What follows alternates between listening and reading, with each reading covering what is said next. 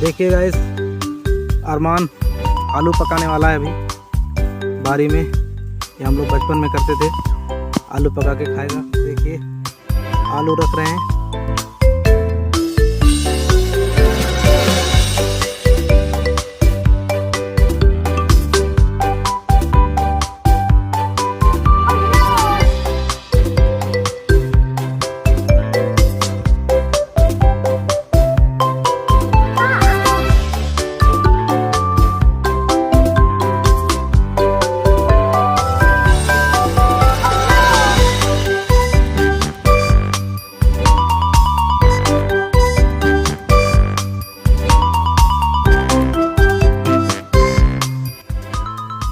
कैसा लग रहा है अरमान? आलू कैसा लग रहा है?